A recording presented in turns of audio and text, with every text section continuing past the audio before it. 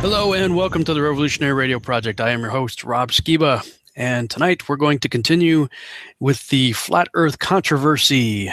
And this is a read-along, so if you're listening live or in the archive, you can follow along with me by going to seedtheseries.com/blog/BibleEarth.html.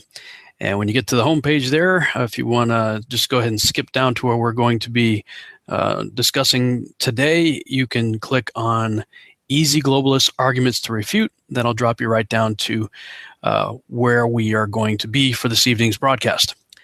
Easy Globalist Arguments to Refute.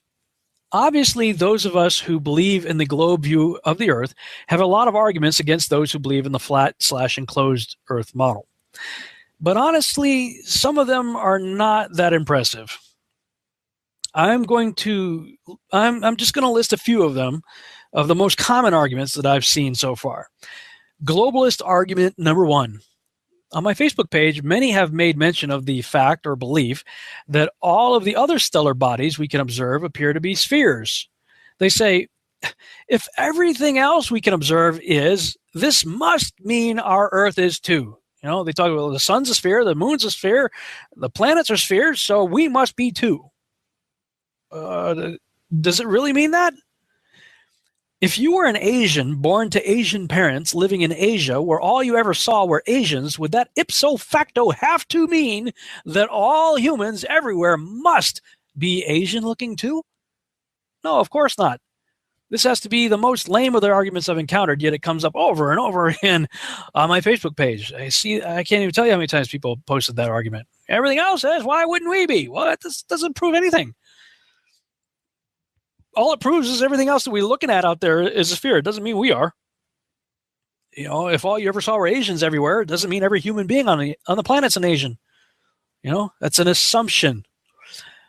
Globalist argument number two. What about this argument? Well, if the Earth is flat, how come ships aren't going over the edge? This is one of those knee-jerk arguments. If you actually take the time to look into what the flat earthers really believe, you'll find that none of them have this view of the Earth as depicted in pictures such as the one to the right. It shows a ship going over the edge of the edge of the Earth waterfall there.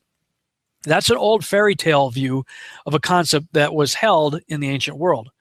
Such images, however, do reveal the fact that they did seem to understand the Earth was flat. As a result, they imagined there must be a point at the, quote, ends of the Earth, end quote, that they've been reading about, where everything just drops off into nothingness.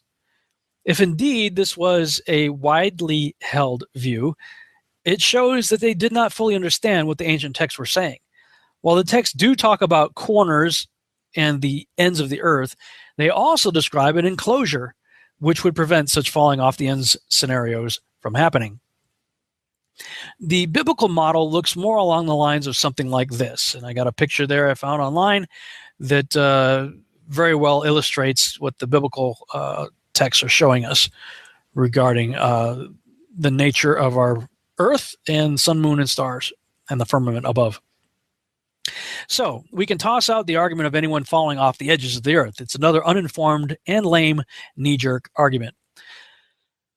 Globalist argument number three. People say, if the Earth is flat, how come people have flown/sailed around the world? Well, that's simple. You can circumnavigate a circle just as easily as a globe. And here's the flat earther model, the same one that's on the United Nations flag, showing how you can go around a circle the same way you can go around a globe. Think about a record player. You know, it starts at one point, goes all the way around, comes right back to the same point, give or take a minute fraction of an inch due to the grooves, right? It circumnavigates the record. So why couldn't somebody circumnavigate a disk the same way in this flat earth circular model? Globalist argument number four. What about time zones? How can you have time zones on a flat earth? This argument presupposes a couple of things. One, the Earth is essentially a flat piece of paper with continents on it. And two, the sun is just shining straight down on the whole thing. The flat earther model refutes this by showing something like the following, depicting the sun and moon in an enclosed system, much smaller and much closer than where we consider them to be in our standard globalist view. And you got a picture right there showing the circular Earth with a much smaller but equal-sized moon and sun going around in a circle above us. In this model, the sun acts like a point light. You'll see how you got the sun right here, and it's only illuminating this immediate area right here. Everything else over here is in darkness. Okay, so in this case, the sun is acting like a point light with a limited throw of light, leaving the unexposed areas in the dark.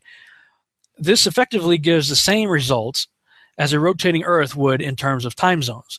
It also helps to explain the vertical meter stick and shadow experiment. What am I talking about there? That's where the ancient Egyptians supposedly had two obelisks at pretty vast distance from the other, and at certain times of the day, the sun would be directly over one of the obelisks, casting a shadow straight down, very little bit of a shadow. Yet at the same time, observers near the other obelisk saw a long shadow. So they said, see, the only way that's possible is if the Earth curved. Well, no, that's not true. If the Earth is a point light going around and it's much smaller, then if the point light is directly over the obelisk, it will cast a shadow straight down. And if another one on a flat plane at some distance away from that point light is picking up that light, it will cast a shadow. So it's not the only, the meter stick and shadow thing doesn't prove anything. It's inconclusive at best because it works for both models. Okay, so if the much smaller and closer sun is standing over 1 meter stick, the shadow will be straight down, whereas the one further away will be casting a longer shadow. It's not rocket science. And there's an animated GIF right here showing what the flat earthers believe concerning the smaller sun and smaller moon going around in a circle above us. Globalist argument number 5. This one is a bit more interesting. Many have said, but I've flown in planes and we've seen the curvature of the Earth. Thus, we know it is curved. I have to admit, I've said the same thing myself. But did we really see the curve, or did we convince ourselves that we did because we were told it is? In an effort to refute some of the things I was posting on Facebook regarding my dismissal of such claims of seeing the curve, a fellow researcher named Joseph Jordan sent me the following link, which provides some interesting insight into the reality of people allegedly seeing it. And if you click on that link right there, it takes you to a PDF file by a guy named David K. Lynch, who describes things as a professional photographer. I did find it interesting, however, that this link goes to a website called Thule Scientific. Just do a little bit of research on the Thule Society and the Nazis, and you'll be on an interesting rabbit trail on that. So at any rate, interesting that that's the link. But this guy, from a professional perspective, he talks about the curvature and how it works to our eye and to different types of lenses and stuff like that. It's a fascinating scientific read, so I would encourage you to go ahead and read it. And when I was saying, you can't really see the curve, Joe Jordan was mocking me, incidentally. He's like, well, if you did real research, like I'm not doing real research, apparently what he does is real and what I'm doing is not, but whatever. That's anyway. So he was trying to refute me. He posts that article, and in the article it says, quote, interviews with pilots and high elevation travelers revealed that few, if any, could detect curvature below about 50,000 feet. High altitude physicist and experienced sky observer David Gutierrez reported that as his B-57 ascends, the curvature of the horizon does not become readily visible until about 50,000 feet, and that at 60,000 feet, the curvature is obvious. Having talked to many other high flyers, SR-71, U-2, etc., Gutierrez confirms that his sense of the curvature is the same as theirs. So these are experienced Air Force pilots going in high altitude planes, spy planes and whatnot, and they're saying that the curvature of the Earth does not become quote unquote obvious until 60,000 feet. Passengers on the Concorde, 60,000 feet, routinely marveled at the curvature of the Earth. So according to this article, above 60,000 feet, the curve is supposed to be obvious. Okay, now watch this video shot by civilians using a camera that does not have a fisheye lens. Okay, this is October 4th, 2011. We're at the Riva. Volunteer Fire and Rescue Company 16. These gentlemen have helped us fill this balloon, and we are now going to let her go. This is the last time you'll see it. At least in this condition. 5, 4, 3, 2, 1. Okay. That camera's moving around just like the other one was, but you're not getting all that concave, convex horizon in the background there. Different type of lens being used with this camera. Now it spins around a lot, so if you have vertigo or prone to being dizzy looking at something like this, you might want to do it slowly or hit pause or whatever as you do. Okay, so this thing's going up slow, and they show the whole thing going all the way up. I'll just fast forward here for sake of time. Going through the clouds, 6,753 feet right here. It's in the clouds. Keep going. Oh, now they're at 49,124 feet. And wow, look at that flat horizon right there. Huh. Interesting. It keeps going. Let's see where we are here. Oops. No, you're out way up in the atmosphere here now at this point. Okay.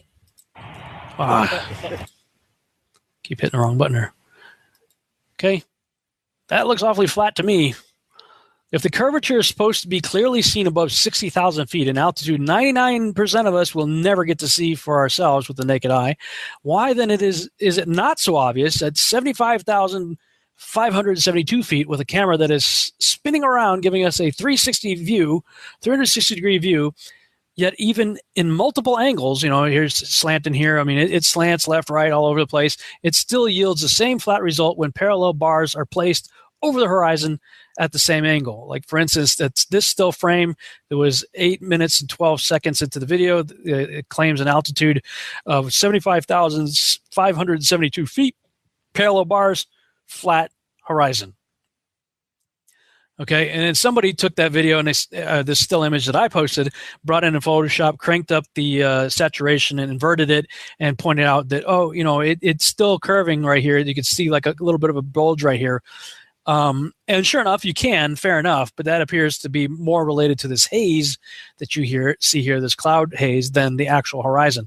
I went and tried to find a picture that had more of the horizon visible, which unfortunately was at a lower altitude, but still, in response to me posting the above pic, someone adjusted the contrast on it to show that there is a bulge in the middle. I agree, there's a slight rise in the middle, but it appears to be related to the haze and not the land. So I did another screenshot at a lower altitude, which provided the only shot I could find where there was less cloud haze directly obscuring the Earth's visible horizons. So you can see the dark visible horizon going across there. Did the same thing at the same angle, cranked up the saturation and inverted it and put the bars over it, and I'm still getting a straight shot going across there. The above video shot inverted with the contrast and saturation cranked up shows no bulge, but rather somewhat of a curve up at the ends. You see sort of a curve up at the ends. So and in this case, it almost looks concave here. But you got people, and that's at 49,000 feet, so almost 50,000 feet, where the experienced pilots say the curvature starts to become noticeable, and of course at 60,000 feet, according to them, it becomes obvious. And I would question even that, because they're looking through curved glass cockpit windows. So I mean, I'm still questioning it. Yeah, but everybody who's flying in commercial airlines, they rarely get above 35,000 feet, give or take a little bit. But I mean, they're not going up to the 50,000 mark. So everybody who's flying in planes in civilian, taking a regular commuter flight, they're not seeing the curvature. They're convincing themselves that they are. And at best, all of this, accounting for lens issue, it still looks flat to me. At worst, it's inconclusive. Even the author of the above article that Joe Jordan sent me said detecting the curvature of the horizon directly is a complex issue, and it is further aggravated by psychological factors. Much has been written about the evocative effects of seeing the curvature of the Earth from space. People hope and often expect to see it, and so they do, whether they actually do or not. Then, the article goes on to say, I regularly visit Mauna Kea, however you pronounce that, elevation 13,796 feet, and Helekala, whatever, elevation 10,223 feet. From here, a relatively unobstructed horizon is visible in several directions. I was unable to convince myself that I could detect the horizon curvature. Thus, the altitude necessary to visually detect curvature would seem to be between 14,000 and 35,000 feet, according to this experienced cameraman. So atop high mountains with relatively unobstructed field of view, this experienced photographer and observer could not, quote, convince himself of a curve. Interviews done with pilots indicated that you needed to be above 50,000 feet to really see an obvious curve, yet at 75,000 plus feet, using a camera that does not have a fisheye lens mounted to a weather balloon reveals what certainly appears to be a flat horizon. What's the deal? I'm seeing that it is anything but obvious to me. Ultimately, I believe we have been so brainwashed by NASA and other footage, which is always shot with a fisheye lens, that we have convinced ourselves we've seen the curvature of the Earth. Here's a prime example of the difference in camera lenses and what each can make you believe you are seeing. Camera on the left is not using a fisheye lens. Camera on the right, of course, is. I'm going to go ahead and play the whole thing. This is that famous Red Bull sponsored jump. Yeah, okay, this is a balloon. Nice flat horizon there. Way up at about 120,000 feet, allegedly. Camera without a fisheye lens. Okay. Is the Earth really curving?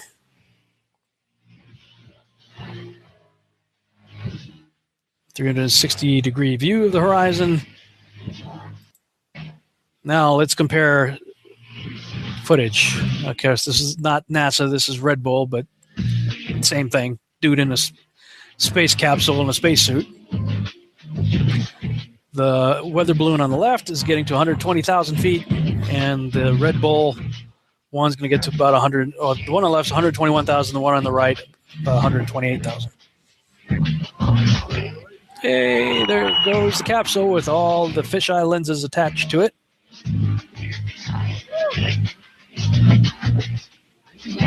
Look at the curvature of the Earth there.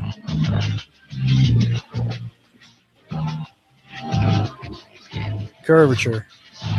Okay, watch what happens when he opens up the capsule from the inside, though. Uh-oh! Totally flat. Totally flat. Whoa, look at the curve right there. Holy smokes, that's a seriously small Earth. He's way up there. That's a really curved Earth. Whee! I'm going to jump now. Here we go. Camera's mounted to my head, too, I guess. Whee! Look at that curve. Curving. Curving. Over here, still flat. Curving, giving the Satan symbol there. Whee! Yeah! Now, to be fair, that's an awesome jump. I'm impressed with the jump. That is awesome. I'd be cheering too. Woo! But is it proof that the Earth is curved? I am thinking not so. This is the curve of the Earth, very close to the ground too, mind you. Look at that curve. That's a small Earth right there if it's curved that much. How about now at this height?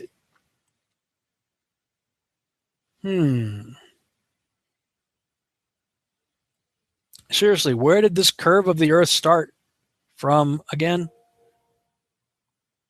Okay, maybe in the next scene.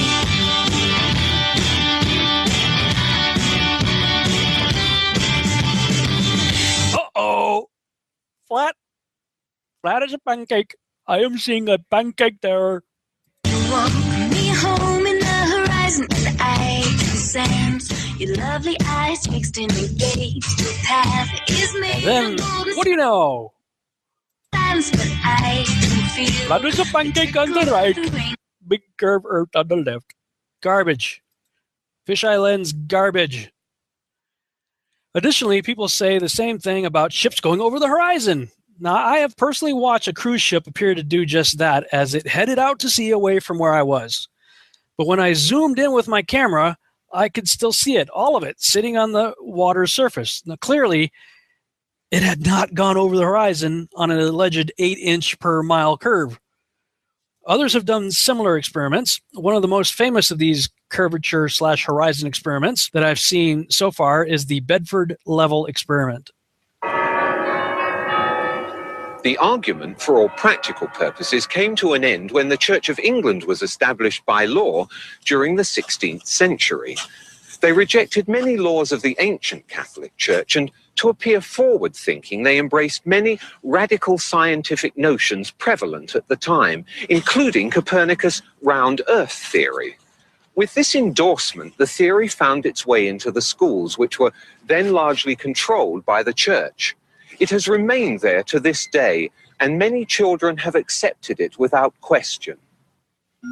Perhaps the most significant experiments were those carried out on a canal known as the Old Bedford Level. Located in Cambridgeshire, England, the canal is perfectly straight over an uninterrupted 6-mile stretch. While there, Parallax conducted many experiments, all towards one conclusion: to prove that the surface of the water in the canal was indeed perfectly flat. In one experiment, a boat carrying a flag rowed from one bridge to another 6 miles away.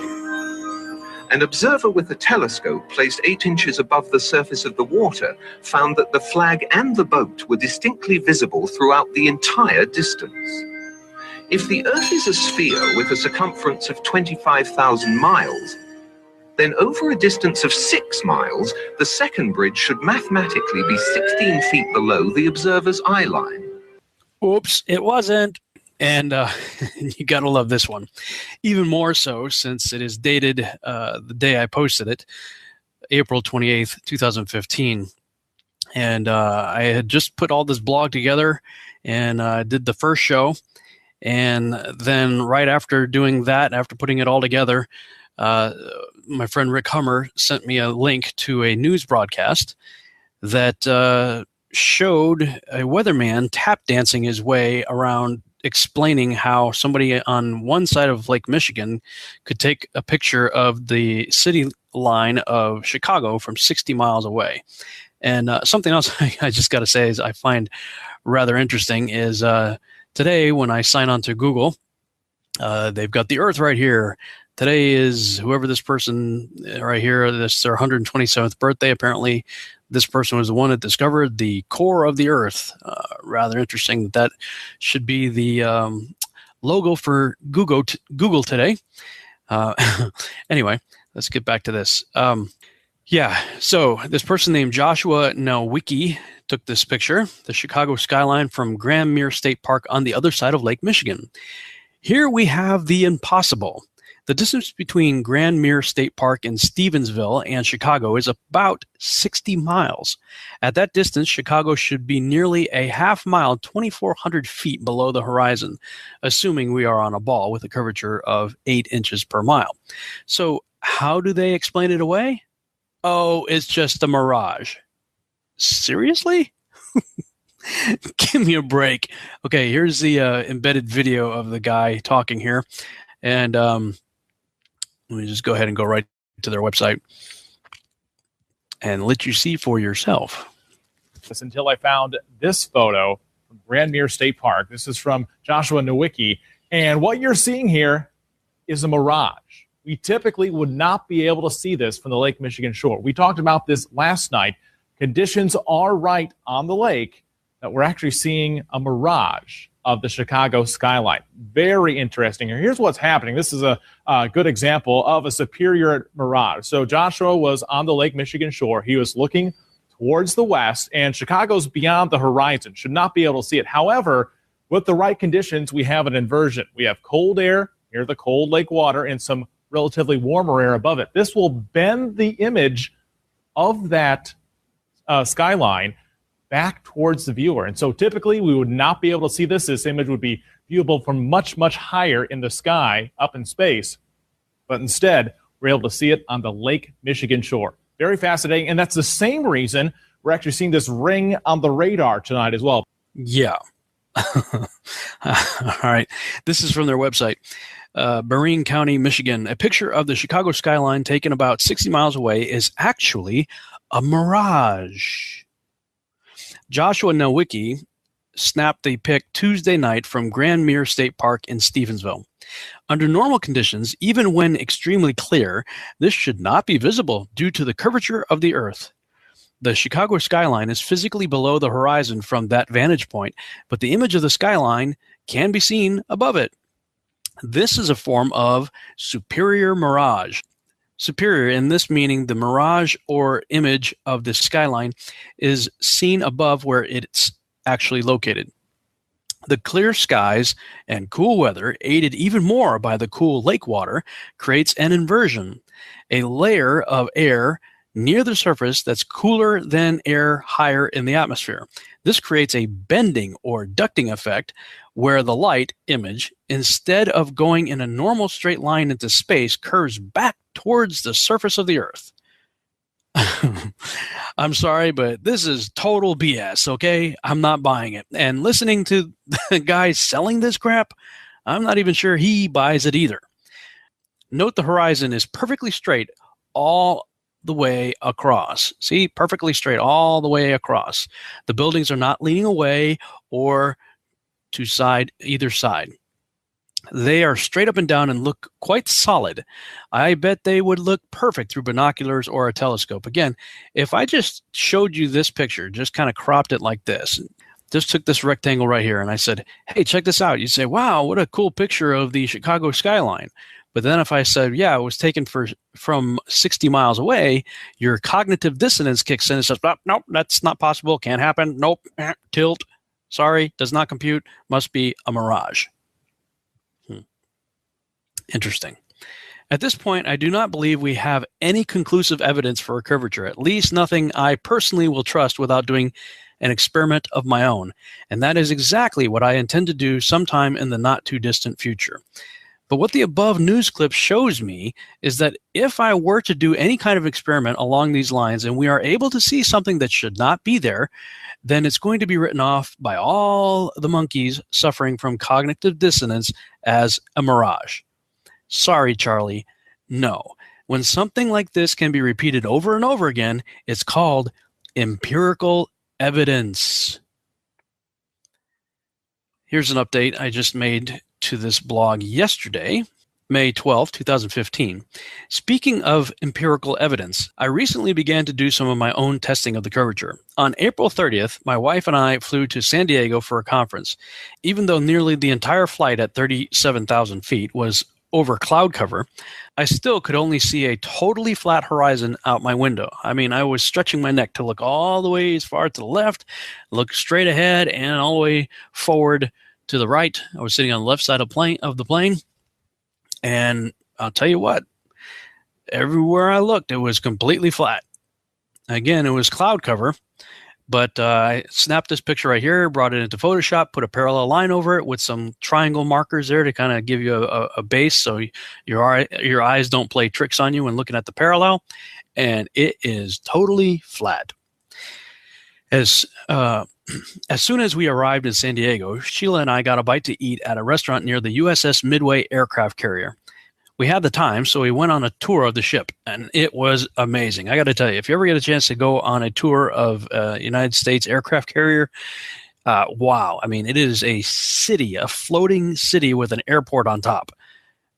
But I didn't get very far into the tour when I saw this azimuthal flat Earth map on a plaque hanging over a display of a model of the ship right here. You see the same logo that's on the UN flag. This is also the flat Earth model right here. The flat Earthers holding to this view of the Earth right here. Right there. It's like I couldn't get away from this stuff. And I also got a great clip of the tour guide explaining how all GPS is run by the United States. I'm going to eventually put that clip right here. But for now, let me just go ahead and play it for you off of my computer. You got a couple GPSs back on the bench here. The back one is 80s technology. The front one is 90s technology. GPS was developed by the Navy for submarine service and went on from there. Now it's everywhere. And I didn't know this till the other day, that we have, the United States, we control all the GPS satellites. They're all ours. And we let the rest of the world, everybody gets to use them for free. Because we're such nice guys. That ain't right. So we just let the world use it. Convenient. Later in the week, I went to Malibu. I saw a good place to pull over and check the horizon. The buildings and island in the distance gives you a sense of scale and distance from the camera. Note the totally flat horizon. Once again, same thing. Put the bar with little triangles there, and you can see how, this is some high-rise buildings over there. So, I'm a good distance away from what we're seeing down here. Probably so far away that realistically I shouldn't be able to see that on a curve. And then I guess either part of this, I don't know if the shoreline curves around this way, or if this is an island way over here or not, but you can see that. Anyway, it gives you a really good sense of scale as far as how far across we are looking on the horizon here. That's quite a distance there. So, if we are on a curve, you should be able to see it kind of curving side to side here. Panning to the right, still flat as a pancake. It is a pancake going across there, nice and flat. All the way across. I continue to pan right, still flat. Continue to pan all the way to the right, and still flat. I don't know what to tell you. I will tell you, I will tell you this. When I was looking out, probably right around here, to my eye, it did seem like it curved. I would probably be able to just look out there and say, you know what, it looks like it's curved. But as soon as you take a picture of it, put some parallel bars over it, nope, it's not. So it appears to be an optical illusion. And that's what I seem to be finding with regard to people who say they've seen the curvature of the Earth. I've flown in planes lots of times. Lots of times I look out the window, I can see the curve. You know what? I've flown all over the world, over a dozen countries. Okay? I fly a lot. I spend a lot of time in the air. I fly all over the country doing conferences. I was a missionary for 6.5 years.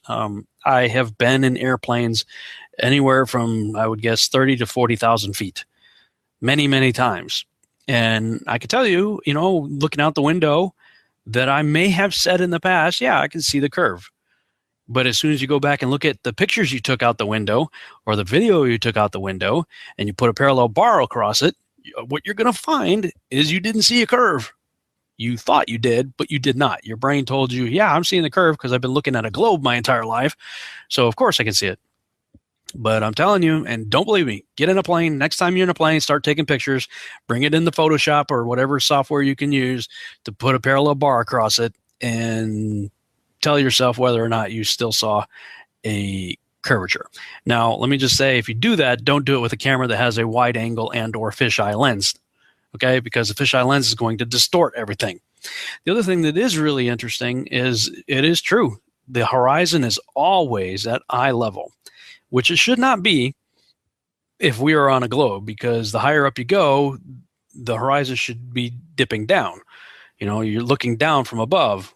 So there's no reason why the horizon should always, no matter where you are, on the ground, climbing a ladder, climbing a mountain, flying in a plane, sending up a weather balloon, everywhere you go, the horizon is always at eye level because it's continuing to go straight out. That shouldn't happen on a globe. All right, so here's my pictures at the beach. Later in the week, I met with my friend Jeff Anderson, and we had some interesting discussion. We went out to eat, and he told me about being a lifeguard in Ventura, and how on a clear day, he could see the Anacapa, I don't know if that's how you pronounce it, Anacapa, whatever, arch island bridge from the beach. Now, this 40-foot high arch is more than 18 miles away from the Ventura County Fairgrounds, which means it should be considerably below the horizon and not visible if we are on a curved Earth. Yet somehow, everyone there has seen it on a clear day.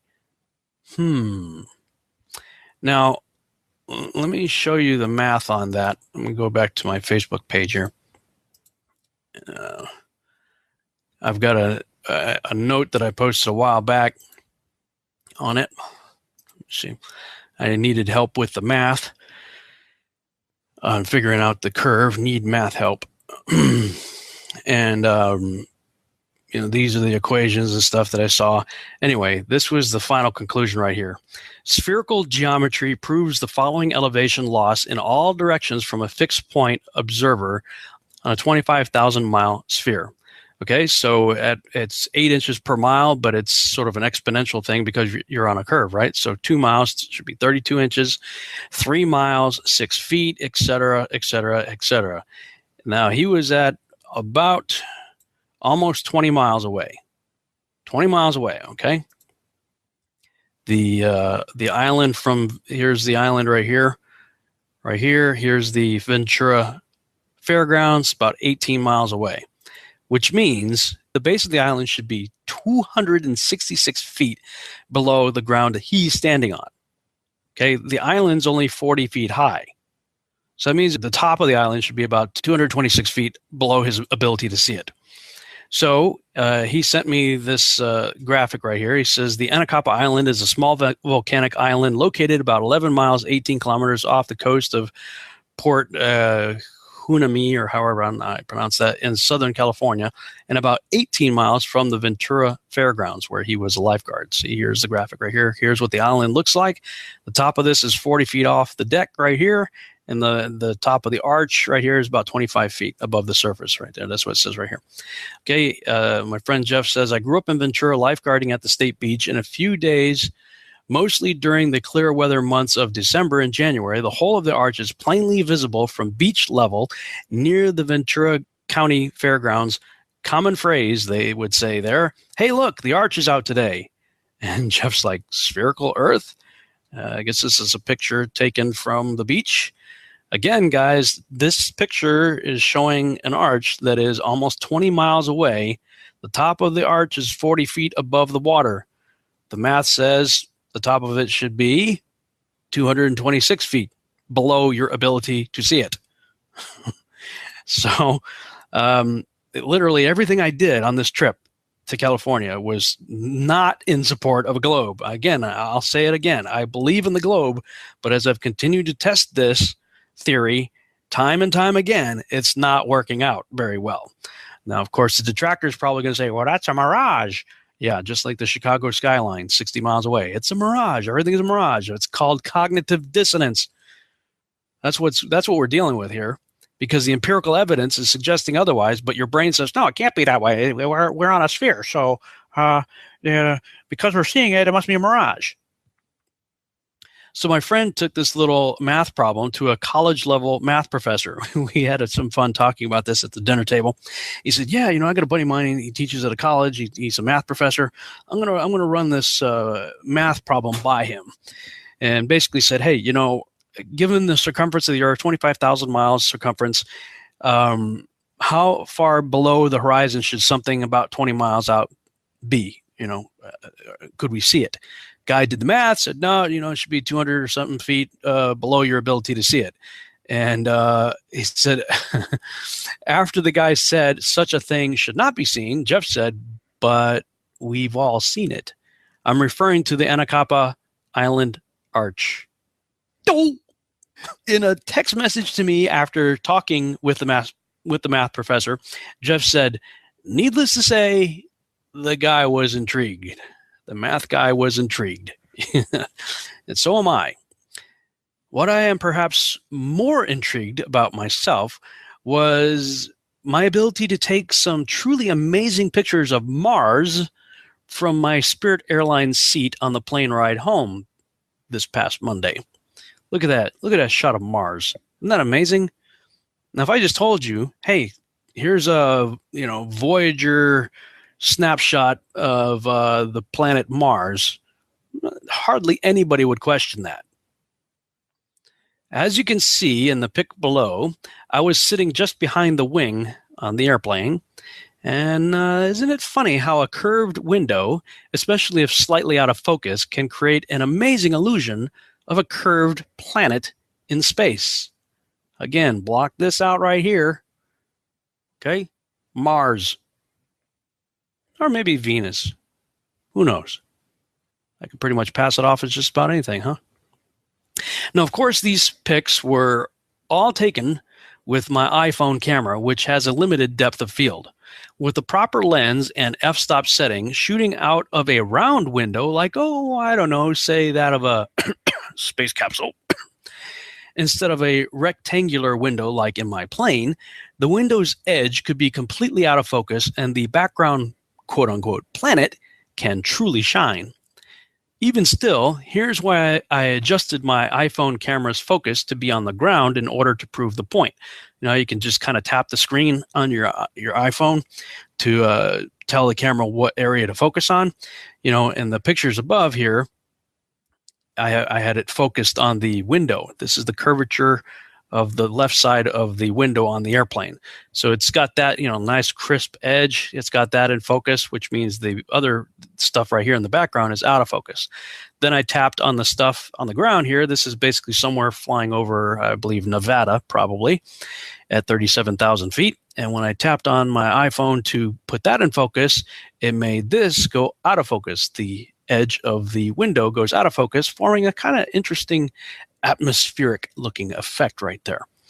Huh. Wow. Check out those Martian mountains and valleys in this picture. Again, you know, we've seen pictures like this and we've been told this is some planet out there in space. And if I didn't tell you what I'm doing here, you probably would buy it. But this is just looking out my window at 37,000 feet on a Spirit airline flight with the edge of the window out of focus and the Nevada desert in focus at 37,000 feet. As we continue to take a little tour around the side of the red planet, we see some more interesting stuff right there. Wow, this is the moon. This is a moon of Jupiter. Yeah, that's what we're seeing here, a moon of Jupiter now. Okay, whoa, look at that. Is that a road or a carved canal on the surface of Mars right here? Look at that. Look at that. I mean, we're like flying over Mars, and we find evidence of water on Mars, and looks like a man-made kind of straight lines going on here. Look, maybe a road, a canal. Ooh, maybe the Martians are active up there. Maybe we should spend a few $1 billion to go check it out. Yeah. I'm on to you now, NASA, you clever dog, you. Here's some more pictures. Pretty cool stuff there, huh? Yeah. Oh, and I almost forgot to mention this. But while I was out orbiting Mars, I saw the International Space Station up there too. Can you believe it? Cool, huh? All I did was take this picture right here, same picture, and I beefed up the contrast a bit, added a little bit of a red hue, went to Google Images, grabbed me a picture of the International Space Station, cloned out the black space, cut and pasted on here, put a slight blue hue on the edge of the window, and what do you know? I have the ISS floating around Mars. Pretty cool, huh? But then when I came back to Earth, I saw that the ISS was there too. Wait a minute. How'd that happen? Are there two space stations now? So why am I wasting time showing you all of this? Because NASA did the same thing I did above to fool you back in the late 1960s. It's clear from these rarely seen color television pictures that the crew of Apollo 11 had a high-resolution color video camera with them on their mission. Yet the only pictures broadcast live from the moon's surface were these from a low-definition black and white camera. In fact, the networks complained because in addition to this, they were forced to shoot the images second generation off of a projection TV of the technology of 30 years ago, and were not even allowed to take a direct feed, which further degraded the quality and clarity of the images. Perhaps this was precisely what NASA and the federal government had in mind. After all, it was a first, regardless of where they were. Better to open up their debut mission with fuzzy pictures and numerous blackouts, rather than show too much revealing detail of a false scene that was yet unproven. And finally, the element that seals their fate. All the footage of Apollo 11 requested from NASA over a 5-year period. One gem was discovered just before the completion of this documentary. An old reel received by mistake.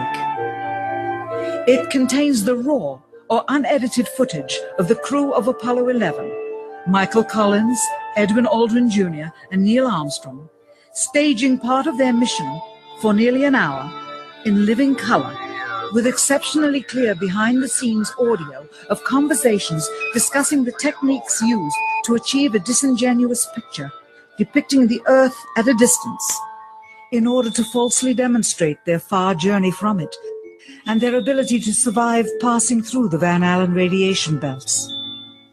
It cannot be misconstrued that this staging was done for some other reason, for the reel itself is slated and dated July 18th, 19th, and 20th, 1969, the very days of the mission when they were said to be approaching and achieving lunar orbit.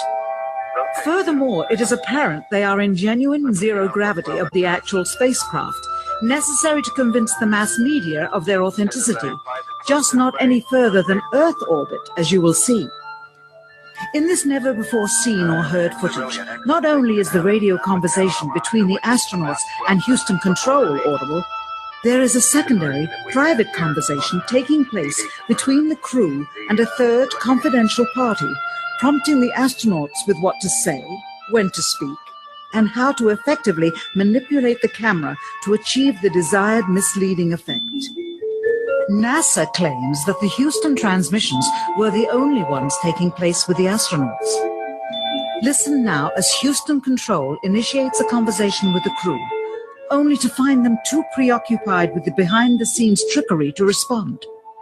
Moments pass and the oversight is picked up on by the clandestine third party, who quickly prompts them with talk.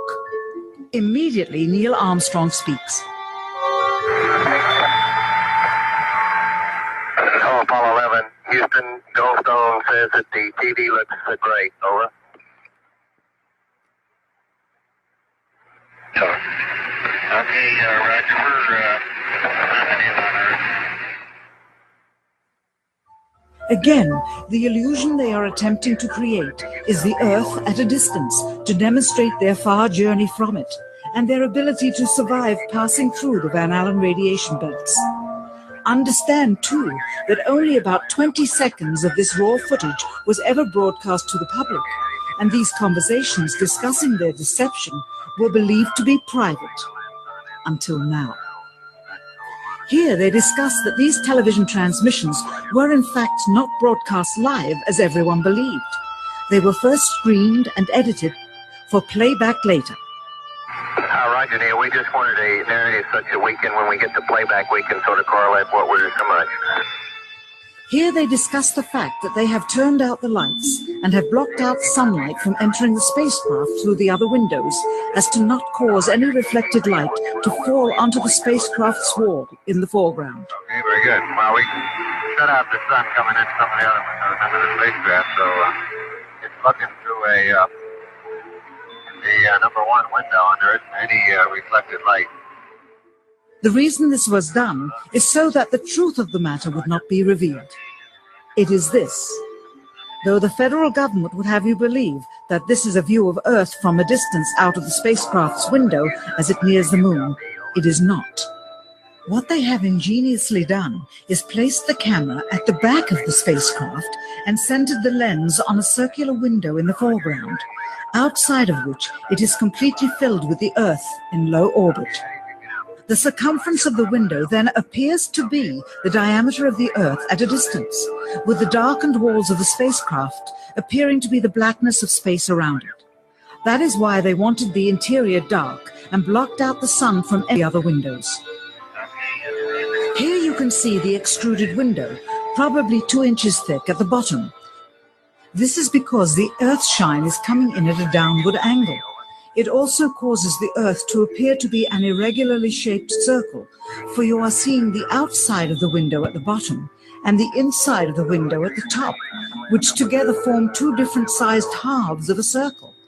Subsequently, this take was never used.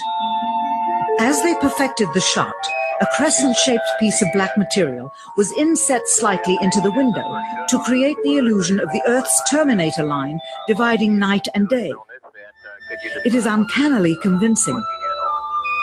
During this segment, intended to be edited and played back later for the worldwide television audience, dated July 18th, 1969. Neil Armstrong condemns himself as he states that he is 130,000 miles out, or halfway to the moon, as the NASA flight log also states on this date, when he is in reality in low Earth orbit of a few hundred miles. Roger, Houston, Apollo 11. Calling in from about 130,000 miles out. Here, during another segment, also intended to air after review, Neil Armstrong falsely explains to the viewers how the shot is attained by putting the camera's lens to the window's glass, as it would have to be if they were the claimed distance away from the Earth. We only have one window that has a view of the Earth, and it's filled up with a TV camera. If the window was completely filled up with a TV camera, as he stated, then an astronaut's arm would not be able to get between the camera and the window, as it obviously does here in this outtake. South America becomes invisible just off beyond the Terminator or inside the shadow. You can also notice how the astronaut operating the camera reacted to the mistake by attempting to pan away from it. Yeah. See white bands of major cloud formations across the Earth. And this is a segment that they believed wasn't even being recorded, much less suitable for broadcast, for the lens was being zoomed out and the scene was being changed to that of an interior of the astronauts at work, and apparently the stop button popped back up on the recorder without notice. Here is the diffused work light that they used to see camera controls, but not throw light onto the spacecraft's wall. Here they remove part of the crescent insert.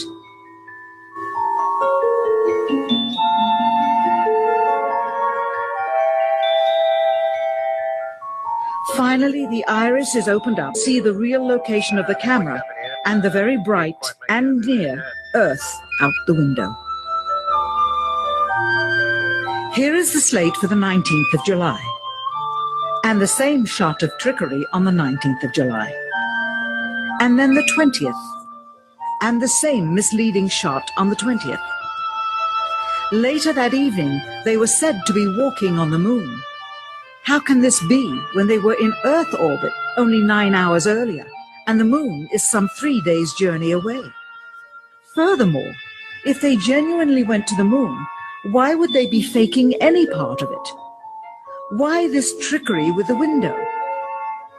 By faking being halfway to the moon, it becomes apparent that they did so because they could not even go halfway. On the 25th anniversary of the event in 1994, Neil Armstrong made a rare public appearance and held back tears as he spoke these brief cryptic remarks before the next generation of taxpayers. Today we have with us a group of students among America's best.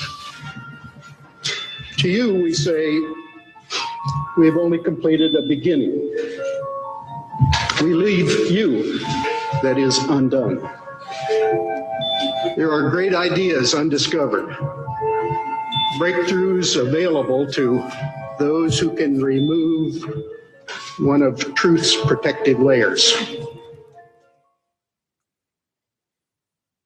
Yeah. So there you saw them doing exactly what I did here. They're looking out a window that's giving an illusion of a planet in the background, and in this case, the Earth. If we really went to the moon, it would be easy enough to really simply get a picture of the Earth instead of all that trickery. Why all the trickery? Well, I guess the implication is we didn't really go to the moon. I've been questioning that for a long time now, but the more I look into it, the less I believe that we went there, or at least the less I believe that we went there the way they said we went there anyway. But at this point, I'm beginning to question the whole thing altogether. If that's not enough for you, please consider what Matt Boylan has to say about NASA foolery and his own role in bringing fake imagery to us. Now, I'll just caution you in advance. He's a comedian with a foul mouth, so these video clips do contain some swear words and stuff like that. So just be conscious of that if you're going to watch it. But this one in particular is where he shows some interesting things regarding foolery in the creation of planets. This is a moon they discovered off of off of Mars. And we said Opipapa, and if you do a close-up on it, you see all the craters and the texture of the moon on my shirt. There it is. It's just that. It's just a bunch of paint. Next image. I'm having too much fun up here. You guys. He's showing how he was an artist for NASA and how easy he was. Also he's a photorealistic artist. So he does this little shtick where he puts up real photographs and paintings and asks the audience if they could tell the difference, which one's real and which one's fake, which one's a painting and which one's a photograph. And then he goes into the whole thing about various moon pictures and planet pictures and whatnot that we've been sold, and how easy it is to deceive us. Now, consider also how Stanley Kubrick got us to believe in space travel and orbiting around our Earth back in 1968, before we allegedly put a man on the moon. And these are a couple of clips from the making of 2001: A Space Odyssey. Pretty cool, showing how they did the pen floating and stuff like that. It had to be exact, it had to be realistic, and had to be really approved by the best scientific knowledge that we had at the time.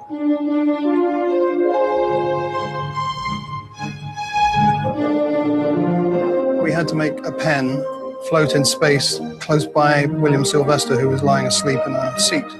So we devised a rig, which was a large circular sheet of glass surrounded by steel and bearings so that we could rotate the sheet of glass. And then we had some double-sided tape, newly invented, and we put the pen on with the double-sided tape on the glass, and then we rotated the glass so it floated in space.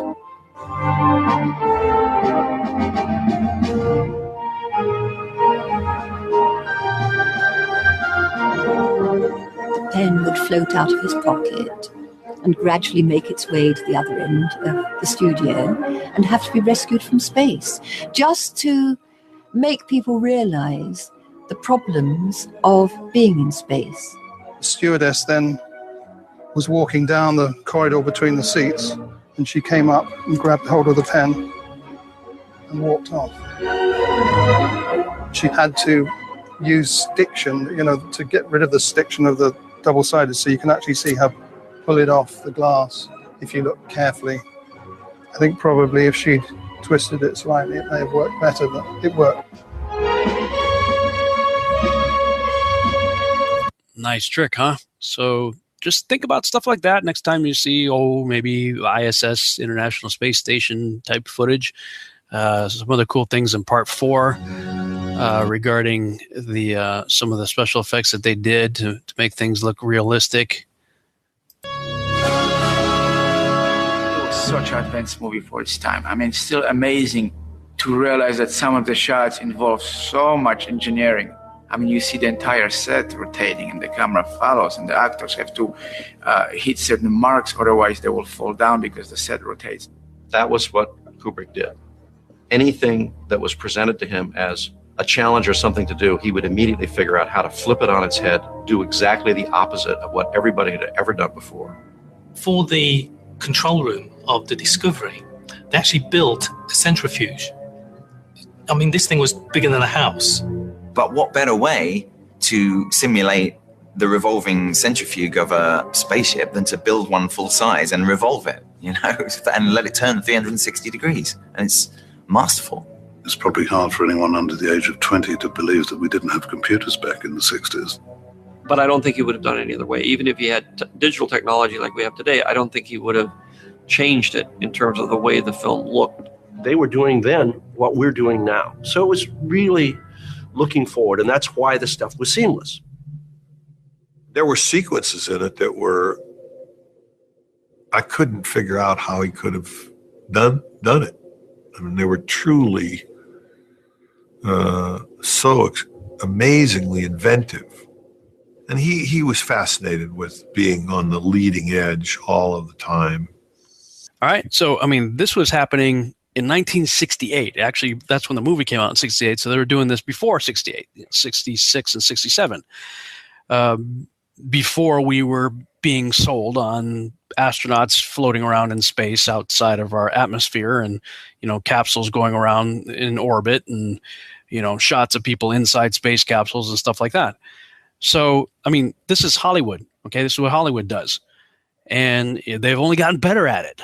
I mean, here we are in the 21st century. I mean, just watch the show with Halle Berry, Extant, and see how they have her floating around, and they following her as she floats through the space station that she was on. So all I'm saying is, look, what I'm showing you here is that you simply cannot trust what NASA, the government, and Pentagon are telling and showing you. It's too easy to fake, especially nowadays. So again, when it comes to the issue of the Earth's alleged curvature, I personally, I will only believe what I can test for myself. I would suggest that you do the same, because it is very difficult to form any real conclusion concerning the curve from other sources. You have NASA and others shooting everything with fisheye lenses and making you believe the Earth is a ball. But then you also have videos like this one, which challenges that view. This is a video put out by Eric Dubé showing footage with a weather balloon or something that has a bunch of cameras on it. And in the video, he's challenging you to see if you can prove that the Earth is spinning. And there's various shots where they get really high up in altitude and they're looking down on the Earth. There's no indication that the Earth is spinning. Also, you'll see that the curvature in the distance is perfectly flat. I'm not going to play the whole video. Just skip through it here. Now this, you can see right there, the curve's going the wrong way, because that particular camera lens is it's a fisheye lens. See, look at that. Now you got the Earth curving this way. So which direction is the Earth curving? Right? That's the problem with using fisheye lenses. There's some interesting things regarding the sun right here. You see that spot right there? It's kind of right underneath this. Yeah, there it is, right there. That's really interesting regarding the sun. The sun is clearly not 93 million miles away. Let me go back to that little graphic there. He's showing something here.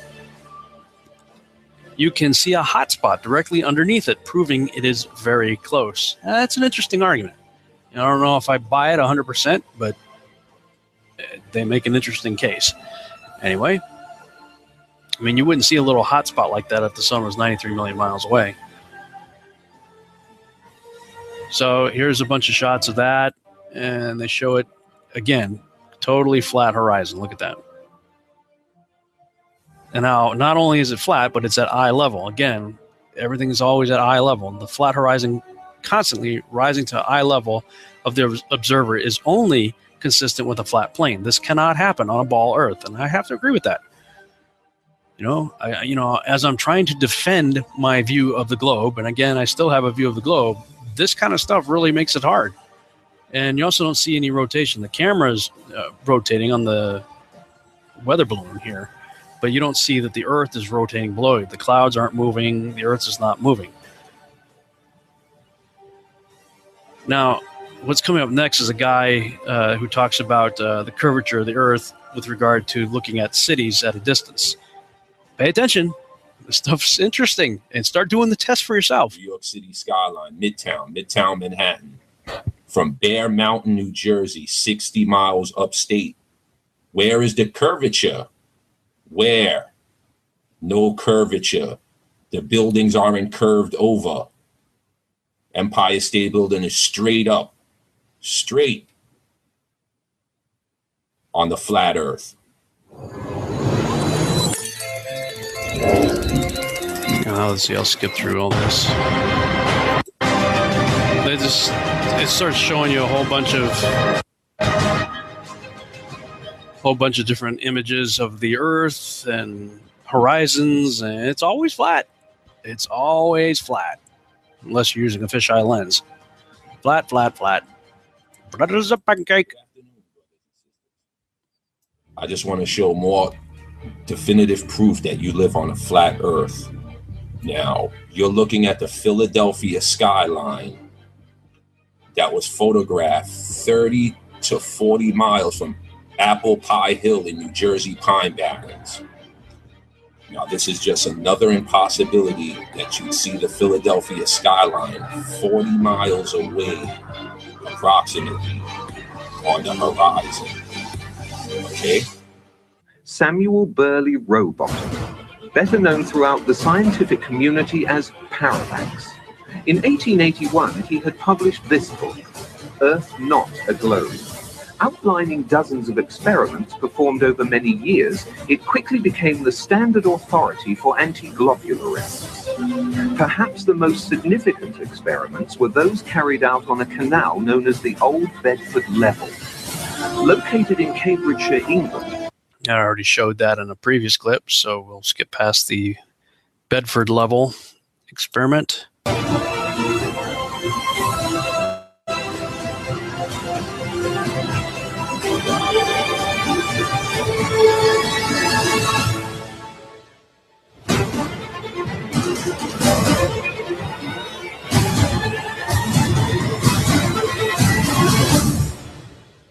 Now that's way in the distance. You saw that zoom Here, right there. You can see the New York City skyline from 60 miles upstate in Bear Mountain. 60 miles upstate, and you can see the Freedom Tower. No curvature. 60 miles away. This is Bear Mountain. Here's another image from Harriman State Park, way upstate, about 60 miles from Manhattan. There's the Manhattan skyline on the flat Earth. How could you see the Manhattan skyline perfectly flat from 60 miles away? How? Brothers and sisters, I want you to know that there is a spot in New Jersey, Washington's Rock, where with the right camera, you could see both skylines of New York and Philadelphia in opposite directions at the same time. New York City and Philadelphia are 120 miles apart, but yet from Washington's Rock in New Jersey, the Philly skyline and the New York skylines can both be visible at the same time in opposite directions. Okay, think about that. I mean, look at the distances being covered there.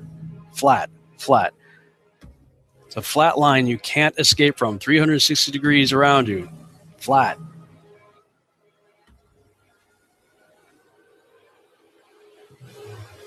I've been doing the test myself.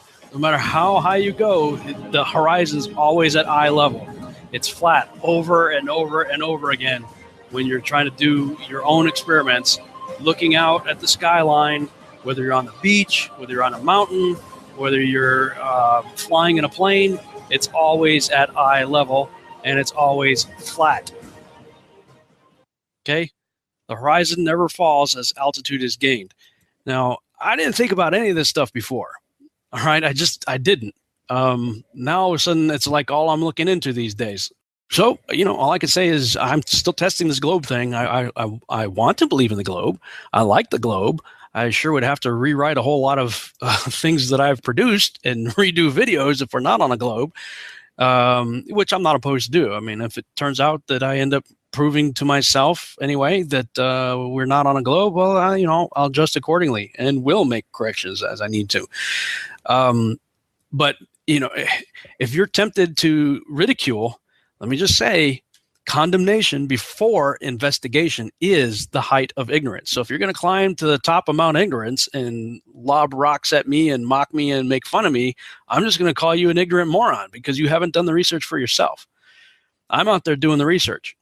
And I never in a million years thought I would be, but somebody challenged me because I was like, oh, dude, we're on a globe, right? We're on a globe. Get over it. They settled this 500 years ago. And the dude's like, yeah, prove it. I'm like, okay, should be easy enough. And here's this is a 46-page blog that was my attempt to prove that we're on a globe.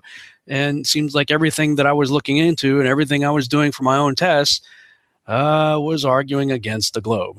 So again, I say go out and do your own research. Globalist argument number 6. Many will point to the fact that there are some stars visible in the southern hemisphere that cannot be seen in the northern. Fair enough. But it seems to me that this is easily explained. Imagine an extremely large bowl over a massively huge plain. Now imagine you are under the central northern area of the bowl. You see Orion, perhaps the most recognizable of all the constellations, and one that is visible in both hemispheres. He looks quite big with his head facing upward toward the north.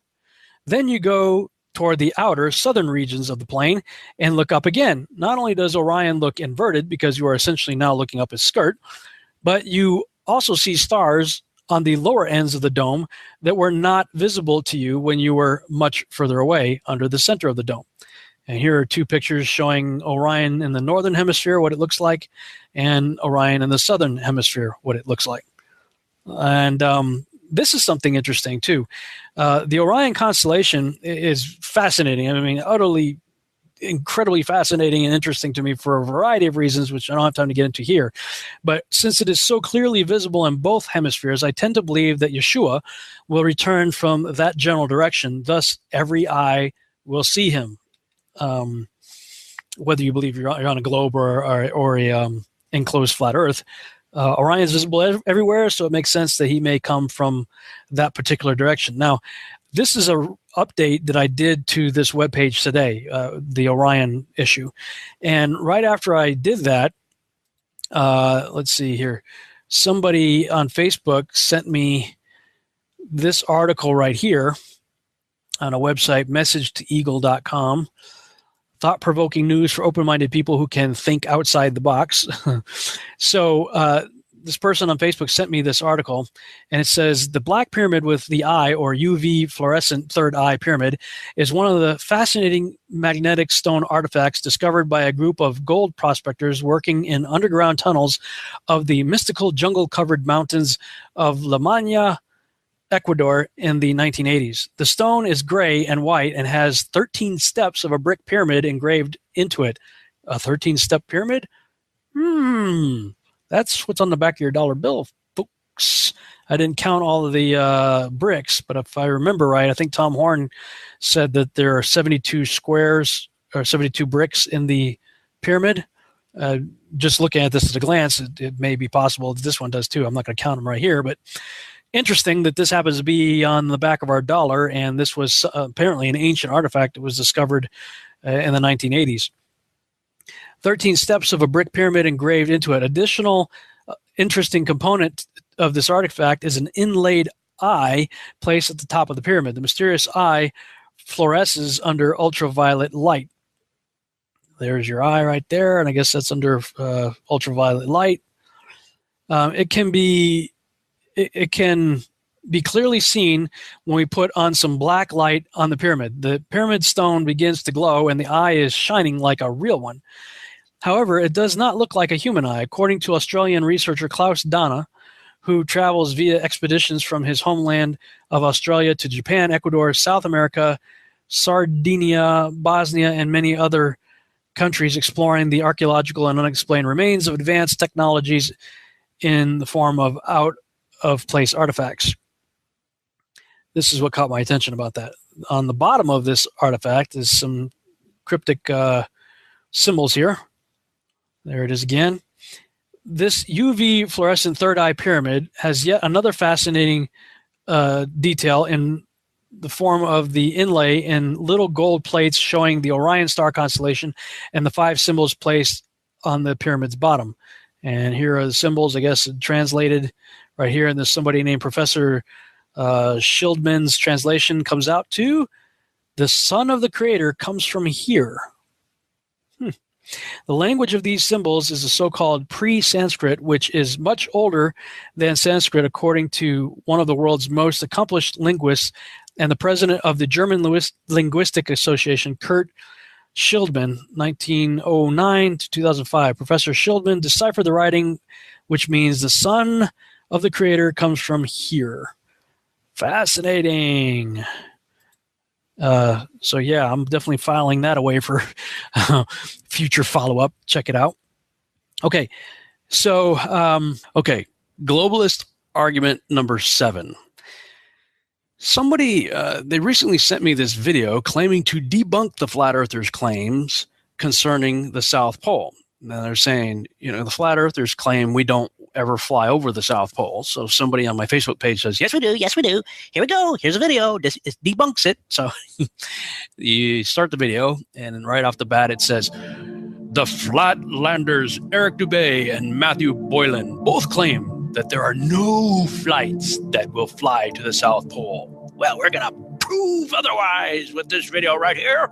Antarctica Flights. I'm Bus Mosquito, General Manager, Antarctica Flights. Join us and discover the world's last great wilderness, Antarctica. It's closer than you think. What makes Antarctica Flights so special is that we are the only operator in the world to offer this unique product. I have personally been on 15 or 16 Antarctica flights. It's just absolutely breathtaking every time you go down there, and there's always one spectacle on every flight that will stay with you forever.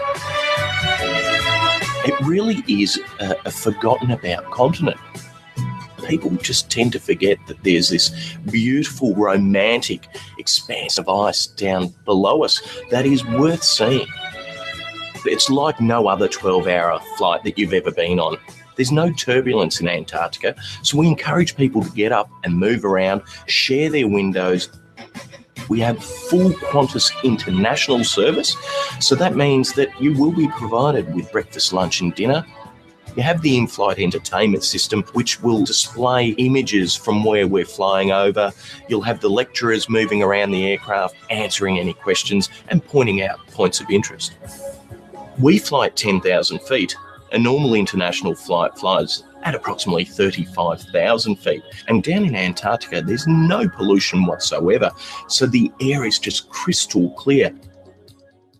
When we first see an iceberg, it's absolutely electric. Cameras start going off. There is just genuine excitement. And that excitement continues through 4 hours of sightseeing.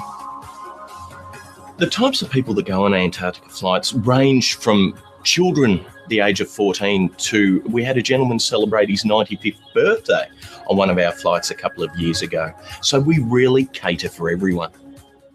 We have a huge amount of repeat customers, and that is because each flight is so different. We have 19 different flight paths to choose from, so really no flight is ever the same. 3 words to best describe the Antarctica flight would be breathtaking, unique, and unforgettable. And then the video goes on to show all kinds of imagery that you get to see when you're flying over Antarctica. Okay, you can check that video out for yourself. By the way, look at the nice flat horizon in the background there. Nice and flat, perfectly flat. Flat horizon in the background. Anyway, the video goes on and on and on to show all kinds of cool imagery regarding Antarctica. Okay, so at first I thought it might be a nail in the flat earther's coffin. That is until I looked up the Antarctica Flight's website and saw their flight path. Now, I'm not defending the flat earthers here, but the debunkers are saying we are flying over the South Pole. I'm sorry, but I think not. They are flying over the Eastern Territories. This is a quote from their website. Go to antarcticaflights.com.au/what-to-expect.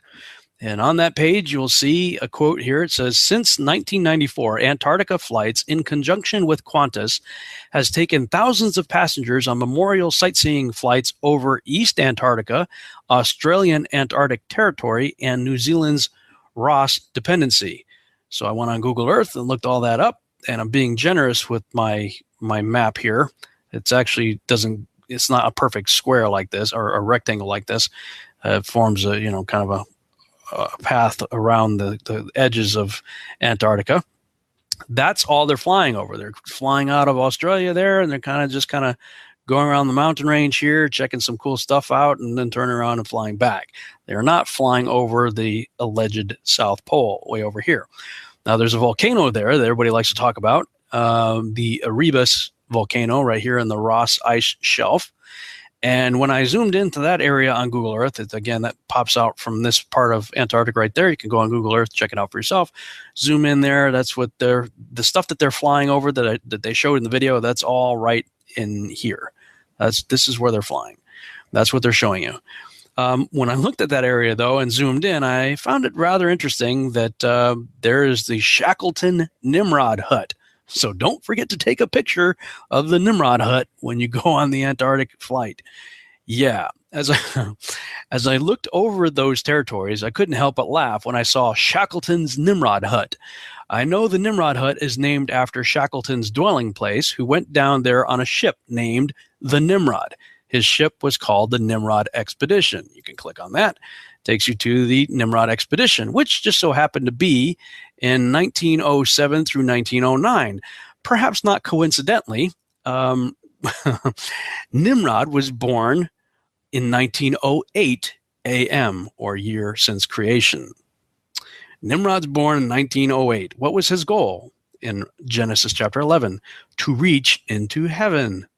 Now, if the flat earthers are right, then somewhere in here, probably some say about 300 miles or so inland, is the edge of the dome in the Truman Show. Were they going on the Nimrod ship, on the Nimrod expedition, honoring his birthday to try to reach into heaven again? I don't know. Maybe it's just a coincidence. I don't know, but you can't make this stuff up. Seriously. I mean, why is Nimrod always somehow involved? Whether we're talking about the governments of the world or their military, NASA and their various missions, such as Apollo, Orion, etc., and now this? Seriously? Always Nimrod. And of course, his half-sister / mother / wife, Isis, Ishtar, Columbia. Always, it's these guys. I just have to say, after all the research that I did for Babylon Rising and mythology and the Coming Great Deception and some of the other stuff that I've been working on in the last few years, whenever I see Nimrod involved, I'll tell you, my radar lights up with red flags, and so should yours. Look into it for yourself. Okay. These are the top few questions I've seen on my Facebook page challenging the flat earthers' point of view. The stuff that I just addressed, the globalist arguments. But then someone posted this video right here. Top 10 reasons why we know the earth is round. Okay. Let me go ahead and play that.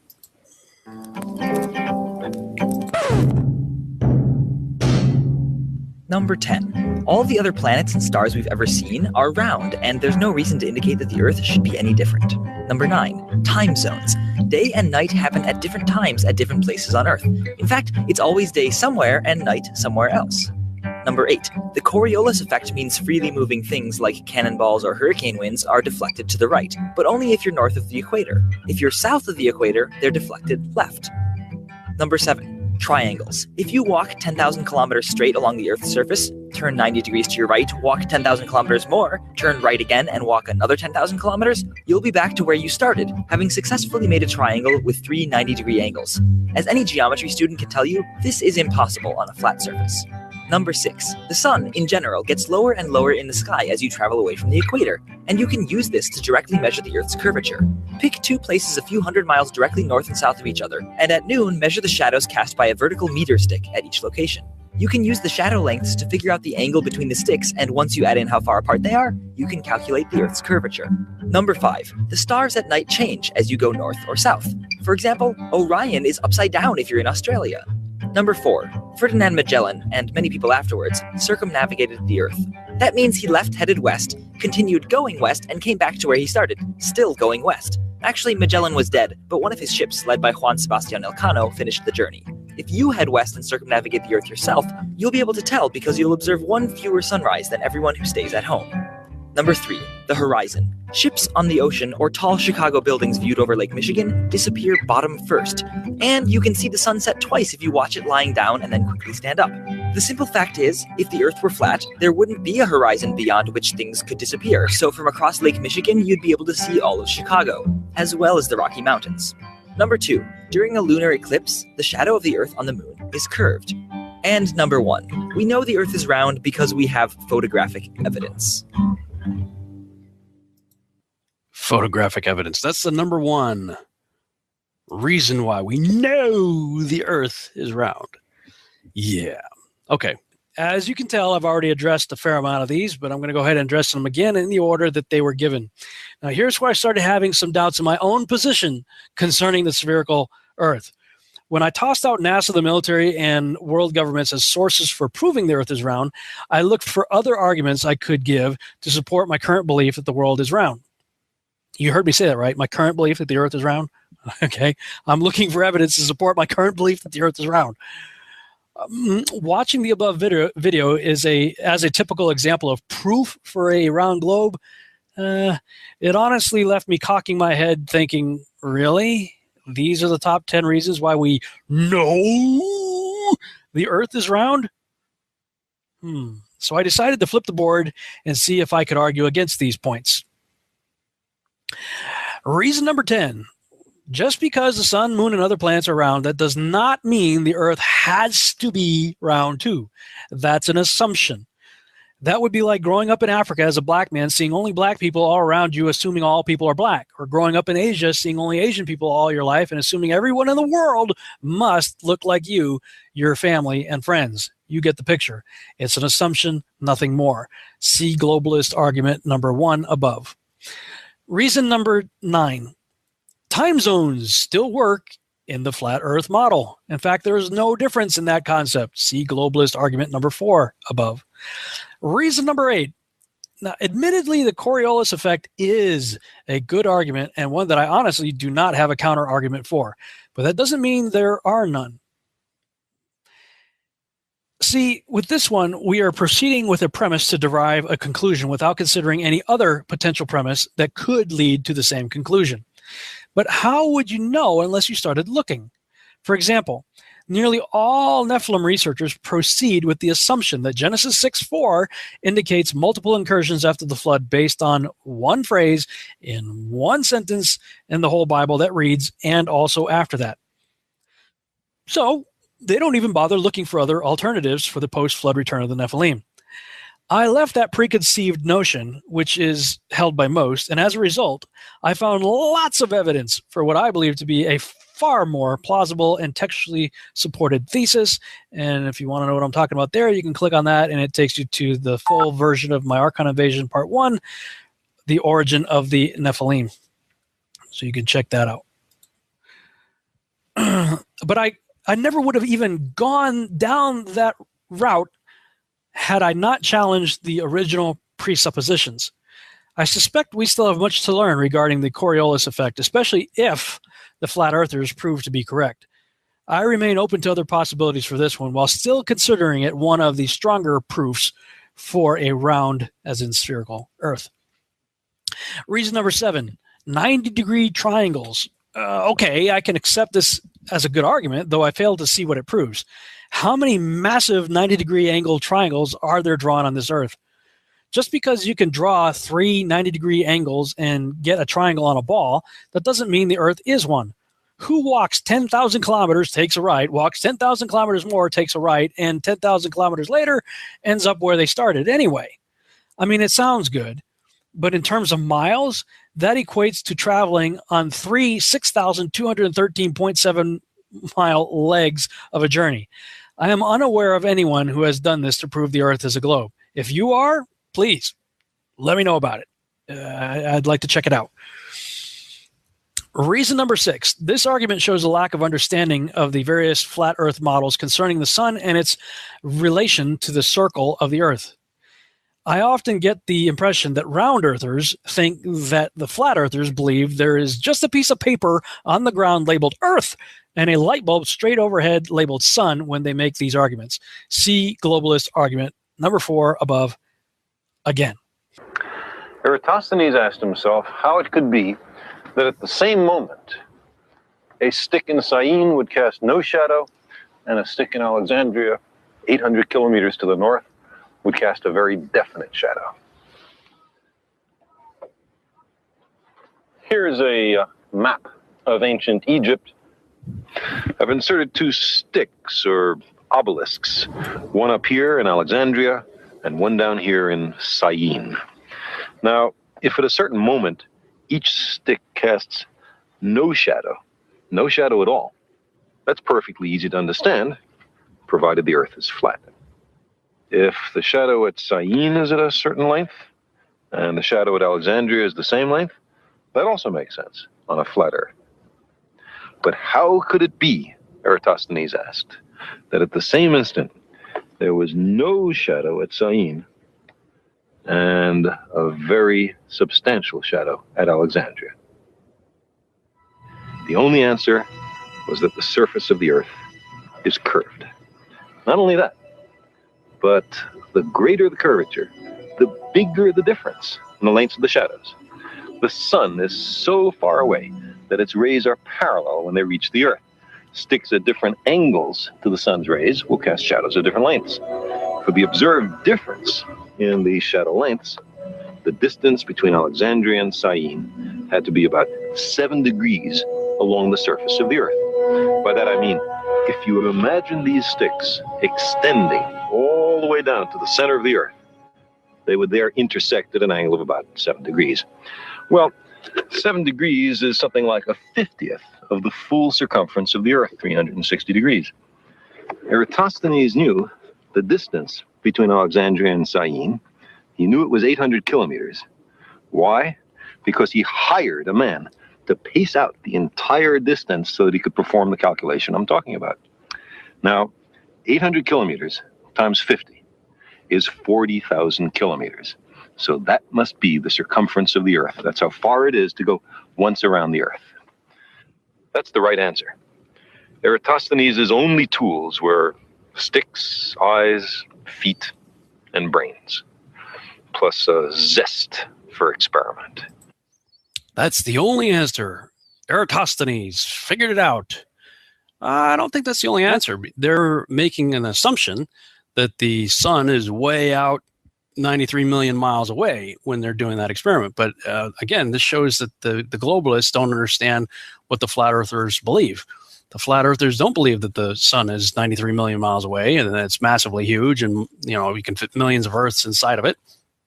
Rather, they believe that the sun and moon are the same size, according to texts like the ancient book of Enoch, for instance, which tells you that point blank, the sun and moon are the same size. The book of Genesis tells you that the sun, moon, and stars are inside the firmament, the same firmament called the heaven within which the earth and the land and the fish and the plants and the humans are put within this firmament. And I'll get to that in a later section as we continue. Showing what the Bible has to say. And we just go back and read Genesis chapter 1. You'll see the waters are above the waters and that there's a firmament that separated the waters from the waters. And so you got basically this air bubble separating waters above from waters below. And inside that air bubble, you see that the dry land appears and then the vegetation appears and the animals and fish and birds and stuff appear and eventually man. But on day 4, it says that he placed the sun, moon, and stars inside the firmament, not outside of it. So that's what the flat earthers believe. They believe that the sun and moon are the same size and that they are quite close. Some estimates are about 3,000 miles away, according to their model, and that they are what's moving. The Earth is not moving. The Earth is stationary, and it is the sun and moon that are moving, and the stars also, I would say, too. So this answers the same. It's another way of looking at the exact same problem. If Eratosthenes or whatever his name is, what's his name? Eratosthenes, whatever, that dude, if he would have thought that the sun was moving, then when the sun is over this spot right here, well, let's do it this way. If the sun is over directly on top of this obelisk right here, then it's going to cast a shadow straight down. Whereas this obelisk over here, since the sun is this way, will cast a shadow this way.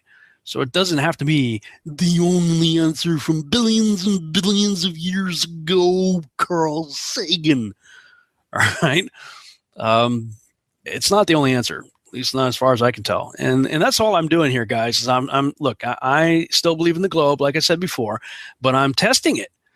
And as I continue to test what I think I believe, by flipping the board, so to speak, turning the chessboard around and trying to see what my opponent sees, in this case, the flat earthers, what is their point of view, and can I poke holes in my own view regarding the globe?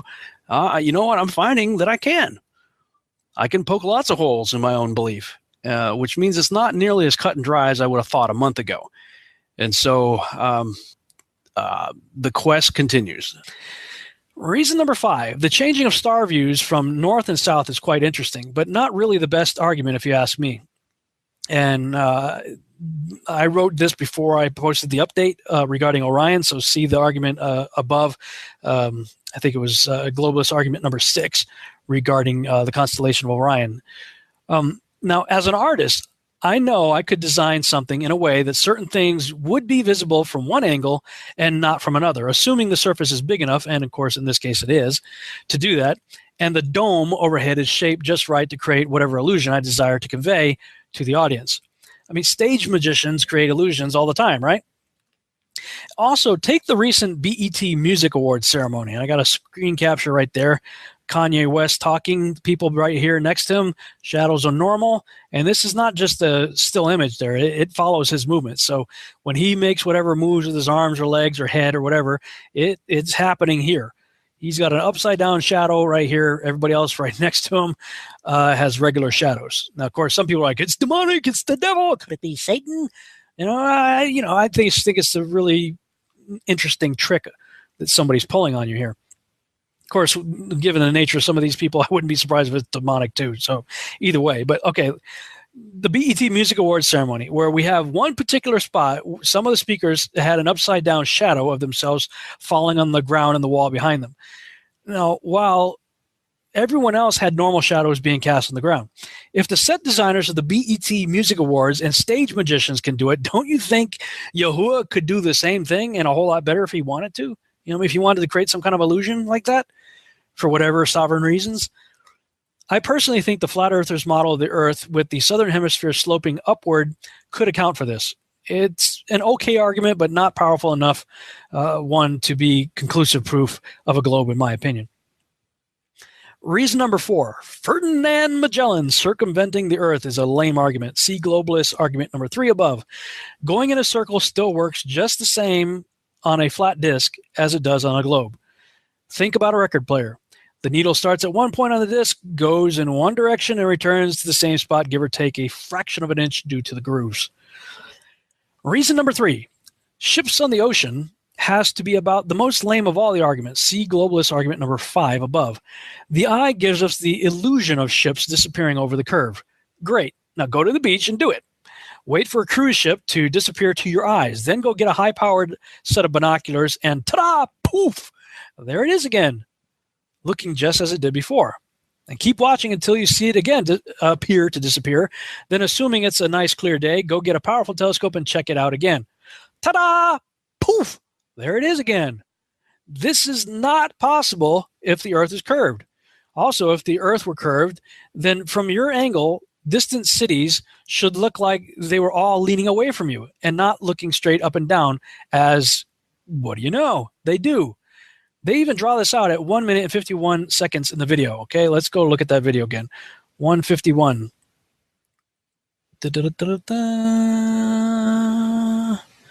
Right here. If the Earth were flat, there wouldn't be. Okay. So if you are he's got an extreme curve right there, but let's say it's a much more shallow curve.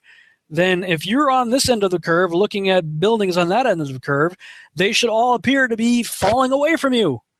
But look at any skyline from any distance. If you're coming into New York City and you see the Freedom Tower from way out to sea or whatever, it don't look like it's falling away from you. In fact, somebody sent me, and I wish I had it right here to show you. I don't remember what I did with the link, but they sent me a picture that somebody shot of the Chicago skyline from the other side of, I think it's Lake Michigan. And I believe it's like 50 miles away or something like that. I forget. Whatever the case may be, it was way far away on the horizon. But if you, zoom in on it, the buildings look perfectly straight up and down. They don't have any indication of falling away from you on the alleged 8-inch per mile curve. Okay, so note how the cities look compared to the stick figure. On a curved Earth, the buildings are leaning away from you, but that's not what you'll see with your eye, your binoculars, a telescope, or anything. This is definitely not worthy of being in the top 3 in the list, in my opinion. Reason number 2, the lunar eclipse is a really good argument, and so far I don't have a good argument against it, which is one of the reasons I do still believe in a globe model myself. I'm going to read that again. One of the reasons I do still believe in the globe model myself. Remember, I'm just challenging this stuff here. This, along with comets and meteors, remain unresolved in my mind when considering the flat earthers model. I have not heard an argument that really makes sense to me to refute this one. But then I also have not looked into it, all the claims concerning the weirdness of the moon that I keep hearing others talking about concerning Crow 777's lunar wave videos. And if you go click on that link, it takes you to this guy. Welcome to Pro 777 channel. On this channel, you'll see only video that I have shot personally. I shoot everything in high definition, and a lot of it is shot through an 8-inch telescope. I shoot UFOs, chemtrails, and the UFOs that accompany them, the moon, lunar UFOs, and space anomalies in general. I make a pledge to all the subscribers on my channel that I will never run false or deceptive clips. I will never edit the clips in a way that is deceptive. What you see on this channel is what I observe through my camera and telescope. Over the next year, I will be upgrading my equipment so that I can shoot in ultraviolet and infrared, which should up the game because these are the ends of the spectrum that the human eye does not see. If you would like to keep up to date and catch fantastic footage on a regular basis, please subscribe to Pro 777, and thank you for stopping in. Okay. When I had first written this, I hadn't spent any time to look at this guy's videos. Since then, I have looked through some of them, and it's the lunar wave thing is interesting. I'm not convinced it really proves anything at this point because I remain a little bit skeptical of the video software and nature of the way cameras work and stuff like that. That what appears to be a refresh rate going across the moon could be something native to the camera or the software.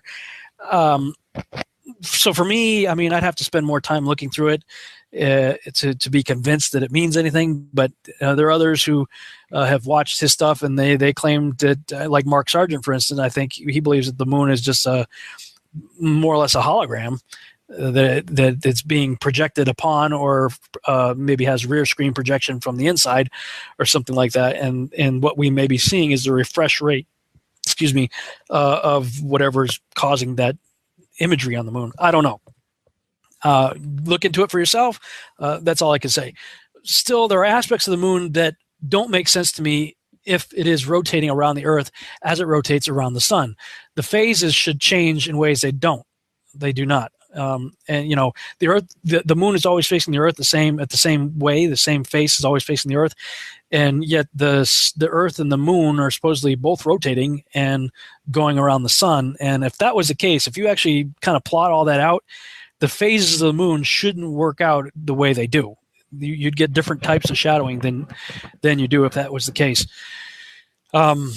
That's the kind of thing, I'm going to leave to smarter people than me. I'm not the brightest bulb on the tree, so to speak, myself. So, I know my limits, and I'll let people figure that stuff out. The moon is quite mysterious to me for a number of reasons. Let me just kind of leave it at that. But this one definitely deserves a spot in the top 3, if not the number 1 slot, in my opinion. The lunar eclipse on the flat Earth and closed Earth model, I can't figure out. Of course, if what we have all been taught to believe is true with the globe Earth, then, the shadow on the moon coming from the Earth, and the lunar eclipse makes perfect sense to me. Reason number 1, given in the video, the number 1 reason we know the Earth is round is because we have photographic evidence. We're talking about evidence in quotes. I'm doing sky quotes here, air quotes, that is proven to be composite images by their own admission, and in some cases just artistic paintings and creative Photoshop work. This number 1 proof is primarily supplied to us by occultist, Luciferian, Freemasonic organizations founded by Project Paperclip Nazis who have a thing for Antarctica and who have been lying to us for decades. I'm supposed to accept that as the best proof? Please. Sorry. No. So, really for me, looking at the top 10 reasons why we know the Earth is round, quite a number of them are really lame arguments. With the exception of just 2 of these 10 arguments, number 8 and number 2, I really don't think we have a very strong case, guys. If that's the best we can do, I think we might be in trouble. And of the 2 that I can accept and not yet poke holes in, I have not taken the time to look for any alternative possibilities. So at best, I have just 2 reasons to believe the Earth is round in the usual arguments given to support it: the Coriolis effect and lunar eclipses.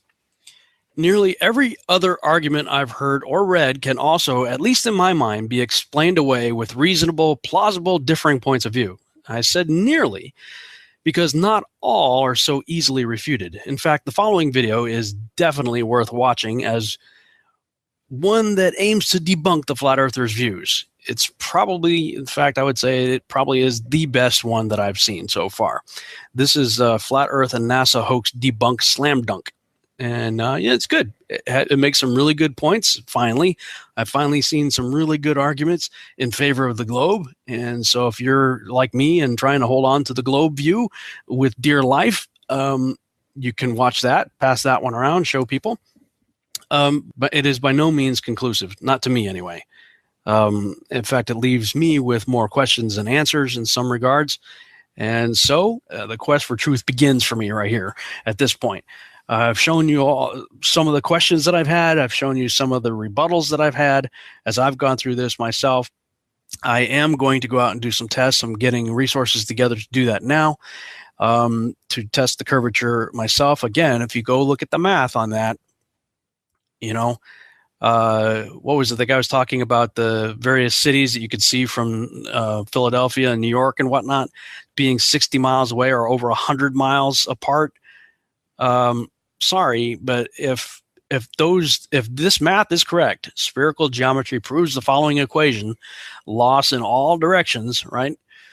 You shouldn't be able to see those things. And even by the 10 proofs that why we know the Earth is a globe, the 10 proofs say that when something's being viewed from one end of the curvature to the other, that the thing should be curving away from you and curving side to side based on the curvature. But in all the pictures that you see and things that you can look at with your own eyes, the buildings are not leaning away from you, and they're not leaning out to the sides. The further you look to the left or the right, they're always straight up and down. So that's where I'm at with this. You guys go out and do your own tests. Stay on the quest for truth. That's all the time we have for tonight on the Revolutionary Radio Project. We'll see you back next time at 11 p.m. Central Standard Time. Good night, everybody.